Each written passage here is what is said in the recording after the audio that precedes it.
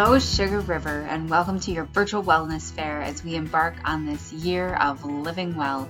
This is our 7th video that we release each Wednesday with a new guest discussing one of the 8 dimensions of the Living Compass Wellness Program. Our guest today is Beth Estock, and we are discussing the topic of heart emotions. As a reminder, stay to the end to get a clue for the crossword puzzle game as part of the wellness fair. Rebecca will be offering an energy healing session as one of the prizes, which is a form of complementary and alternative medicine based on the belief that vital energy flows through the human body in the meridians. The goal of the energy session is to work with the individual to balance their energy flow. It is used to reduce stress and anxiety and promote well-being. On to the interview. Enjoy. Hello, Sugar River. My name is Elizabeth Yanke, and I'm joined today by Beth Estock, leadership coach, author, speaker. What else should we know about you, Beth? Well, I'm also an ordained United Methodist pastor, and I am a meditative yoga instructor. Interesting. And it's a very beautiful way that all those things come together that support me in my transformational leadership coaching that I do. Great. Well, we're so glad to have you here. And today we're discussing the Living Compass topic of heart emotions and our ability to express and receive those in a healthy way. Emotional intelligence, or EQ, has been a buzz concept for quite some time, and rightfully so. Knowing ourselves and being able to label our emotions go a long way in our ability to accept and move through them. How do we start? How do we become more self-aware of our feelings, Beth? You know, what's interesting is that when we talk about emotions, we're really talking about our heart center. And we have so many words for this area. You know, we wholehearted, hard-hearted, tender-hearted, let's see, brokenhearted. You know, so we know that the heart is a really important place. And also we know in the Gospels that it was the heart that was the place where we meet God. So, you know, there's a lot of places in the gospel where, you know, Jesus says, you hard-hearted people, or, you know, what we have to do is we have to open. Even in the liturgy, we say, open your hearts when we do the communion liturgy. So, and even in the Beatitudes, blessed are the pure in heart, for they shall receive God. So there's a lot of focus right here. So the first thing we have to realize is that we have a lot of emotion. And when we open our hearts, we're opening up to that full range of emotion, not just the emotion that we love, like joy and, you know, happiness, but also the ones that are more difficult, sadness and grief and anger, anxiety. Yeah. So there's a beautiful poem by Rumi. He says that we have to treat each emotion as a guest and welcome the guest into our home, even if that guest sweeps us clean of our furniture, because that guest could be a guide from beyond. Nice. So what he's suggesting is that our emotions are guides, spiritual guides for us.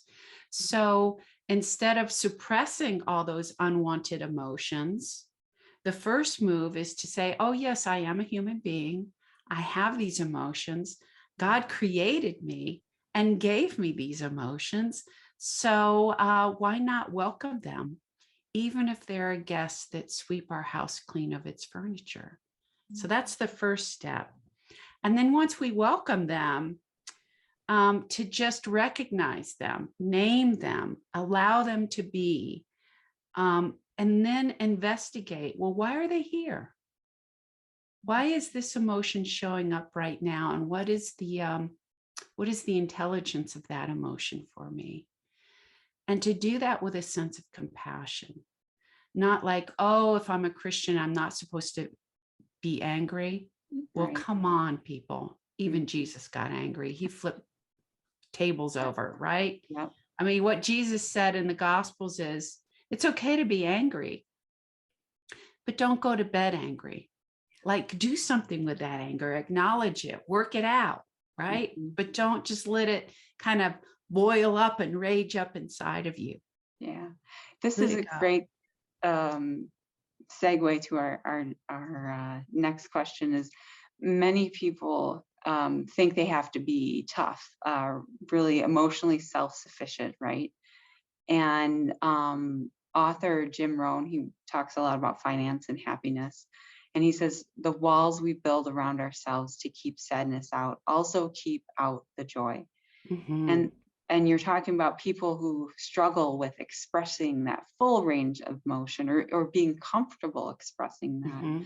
Mm-hmm. Do you have any encouragement or tips for how we can become more comfortable there? Well, first of all, I think there's a legitimate reason why we've built those walls up. They've served to protect us, especially when we were children and we didn't have the resources or the knowledge that we have now as adults. The patterns that we learned and the ways that we learned how that some emotions were okay and some weren't. Mm-hmm. That was all in an effort to keep us alive and survive in our families of origin, who probably had a particular kind of, okay, these ones are allowed and these ones aren't. You know, you're going to go in timeout, you're going to get spanked, whatever, right? So our internal messages then tell us that it's dangerous to be vulnerable, because if we're vulnerable, we might be abandoned, we might be yelled at, we might even die. And I know that that sounds pretty extreme, but to our bodies and our emotions, that's what it feels like. So the first step would, again, be having compassion for ourselves, for those internal beliefs that prevent us from that full expression. And then the second step would be to investigate what those internal beliefs are that prevent us from that expression. And I like to use two phrases for that. It's an if then phrase, it's conditional phrases, or as long as then. So as long as I don't express my anger, then I will be loved. There's a conditional belief. Well, is that really true? So let's start investigating that. Maybe that was true when we were kids, but maybe not so much anymore. And then ask, how did those beliefs get there? How are those beliefs serving me or not serving me now? And then when we can look at all that, then we have choice. Well, wow, maybe I can risk this time and see what happens in that risk. Yeah. Thank you. That's great. This year has been especially tough. I'd say the last 2 years, actually. We've been, we've had a lot of uncertainty with the pandemic. We've had signs of hope, thinking of last spring and into the summer, but then we got another wave. I am personally hopeful for the coming summer and what the next few months bring. But I saw a blog the other day that talked about this pandemic as a collective trauma that we're all experiencing together. Tell us what's different about a collective trauma and how it affects us, and how do we start to make that slow climb out emotionally from all of this? Yeah, so let's just sit a little bit with that sense of collective trauma, in the sense of all of us have been anxious. We've been anxious about, are we going to get COVID? Are our children going to be safe? Are our elderly parents going to be safe? What about lingering COVID? And then, okay, I have to work in this environment. It's just a big, and then how our work life changed and having to take care of, it's just so much anxiety in the system and this fear, right? So when we experience a traumatic event like a car accident or gun violence or sexual or physical assault or a worldwide pandemic, if we don't attend to that trauma, the effects of that trauma, and heal it, we end up passing it on to the next generation. Okay.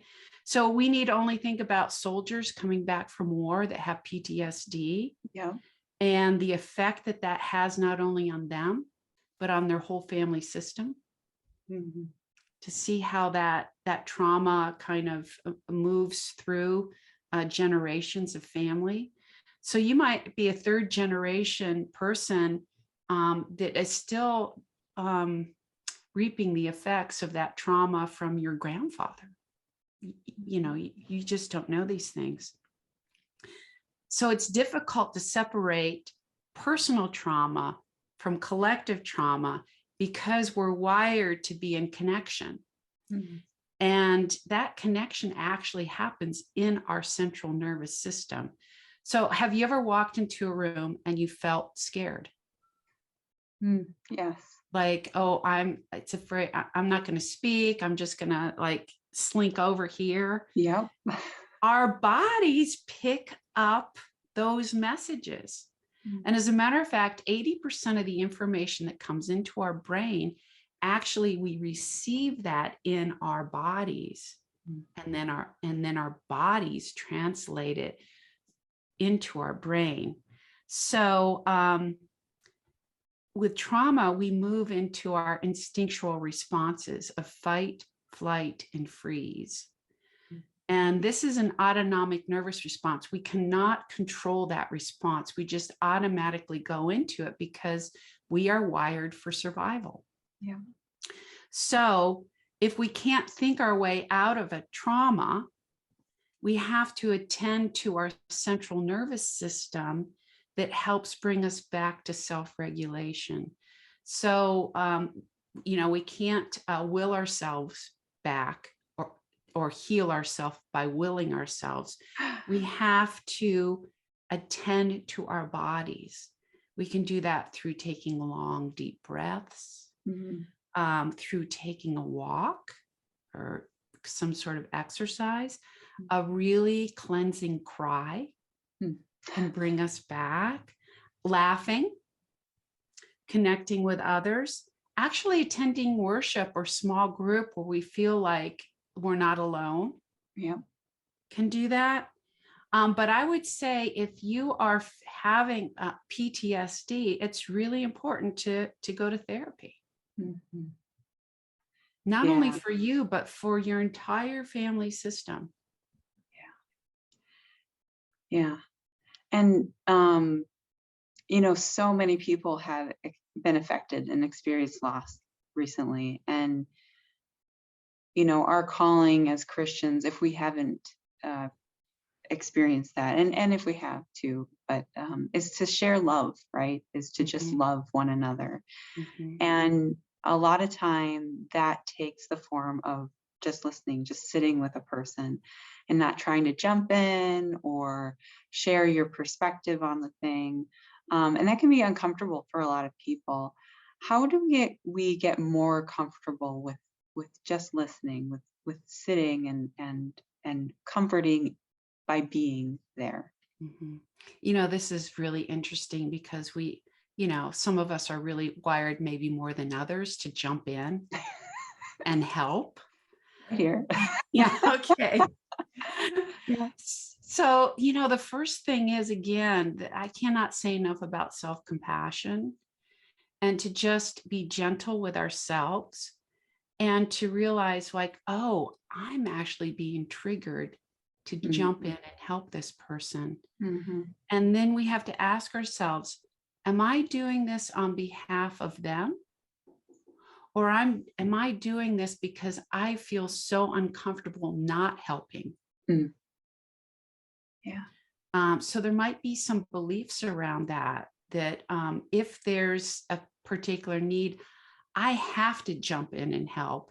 And if I can't fix it, then there's something wrong with me. So if we can kind of take a step back and say, okay, well, what's going on inside of me where I feel triggered to fix? And then say, okay, is this more about me and feeling uncomfortable because I see that person suffering? Or will what I'm trying to do actually be of support to them? And if we think about what is supportive to another person, it's not telling them what we think they should do. Right.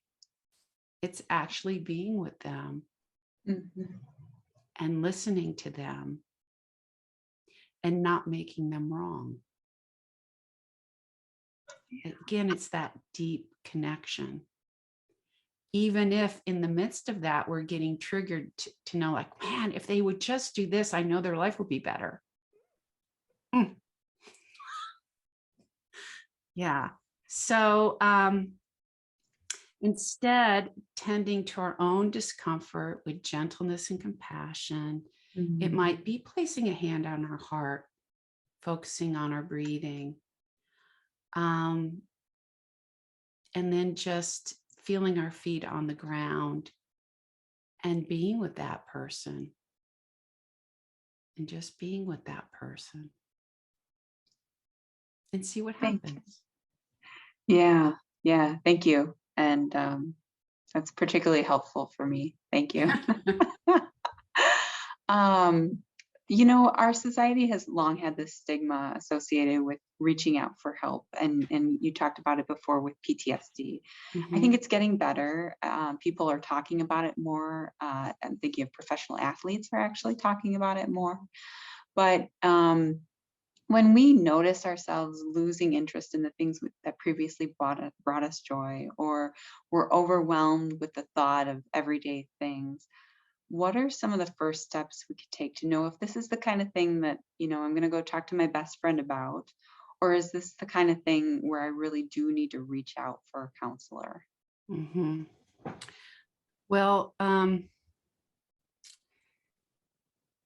one of the beliefs that we carry is that I'm alone in this. No one is experiencing this but me. Man, everybody else's life seems to be pretty good. Why is it that I'm suffering? And part of us almost feels like, well, I have to keep this hidden because nobody else is experiencing what I'm experiencing. And there's shame around that. There's guilt around that, right? So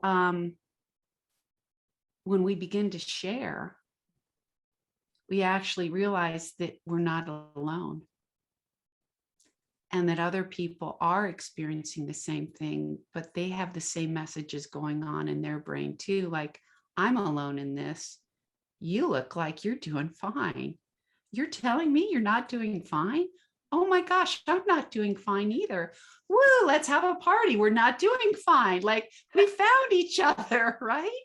So there's such a gift to having the courage to step out and share with people that you trust, with people who can sit and be with you and listen to you and not make you wrong, or not have, if you just did steps 1, 2, and 3, everything would be fine.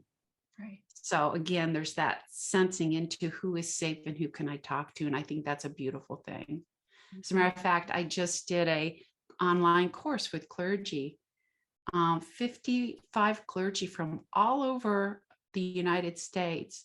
And when they first met each other, there was like this big, like, oh my gosh, I'm not the only one that's feeling stressed out right now. It was such a healing balm just for them to get together and to share that, right? Yes. So, but then there's clinical depression. And I would say clinical depression is when we're talking about fight, flight, and freeze. It's that freeze state. It's that feeling numb. It's that fuzziness if we can't be clear in our heads. It's the sense of exhaustion. And when we are in a clinical state of depression, it is so hard for us to seek help. Yeah. And for those around you, like if you're somebody who is like, wow, there's something really off. This person is just not engaging. They can't look in my eyes. They're forgetful. They're not showing up anymore. They're kind of hiding away. That's the time as a friend that you step in and you say, hey, I've noticed that you're just having a difficult time. Do you want to talk to me about it? And then you might actually want to take the step of, hey, let's call your doctor. Mm-hmm. And I'll help you make the appointment. And I'll actually take you there. Because again, when people are in that clinical state of depression, they don't even have the energy to do that. Yeah. And a lot of times as helpers, we can see that. And from our perspective, we're saying, what's wrong with them that they can't even get to the doctor? They know there's something wrong with them and they can't even make it to the doctor. I'm done. But that's when you really need, again, to step in with that compassion and say, wow, they are in such a state. It's like they are in a deep hole and they can't get their foothold to come out. Yeah. And so I need to be the one to take my hand and help them get out of the hole right now. Yeah. Yeah, that goes back to kind of being comfortable with the uncomfortable, right? Yeah. And, listening, sitting, and giving the person what they need, and not necessarily, what our belief is, right? Right. Yeah. It has been such a pleasure. Thank you for your time, Beth. Any last words of wisdom on this topic of heart emotion? Well, I would say that we've been in this pandemic tsunami, and when the wave resides, there's going to be a lot of mess to clean up. So I think that we're really on the front end of our mental health crisis with this. Yeah. And so it's really important for us, again, to be gentle with ourselves and to understand that I'm not the only one experiencing this, but everyone around me is too. So they might be more tempted toward anger, toward worry, like whatever it is, however they meet the world in chaos and crisis, everything is amplified right now. Yeah. And so to recognize that okay, everybody right now is having a hard time. So where is their grace and where is their compassion in that? And how can we see beyond that to help bring everybody back into a sense of self-regulation and kind of connection, healthy connection. Yeah. Thank you so much, Beth. I hope that as you speak, I think what we're really talking about is self-compassion, and that allows us to have grace for others. And thank you again for your time today. It's been such a pleasure. Oh, great to be here with you. Thank you. Wow, I'm so blessed and encouraged by those words by Beth Estock and for her time and talking to us on heart emotions. It is time for the crossword puzzle clue. This week's clue is 13 across. Again, 13 across. This is the focus of 1 Corinthians chapter 13. Again, this is the focus of 1 Corinthians chapter 13. Again, find the crossword puzzle in the e-source along with another clue. Make sure you watch and read to collect all the clues from the 8 weeks of the virtual wellness fair. Turn in your complete puzzle for a chance to win a prize in the final drawing. Also, don't forget to join us in person or online Sundays at 9:30 a.m. for our weekly worship. Thank you again for joining us in this adventure on the Year of Living Well.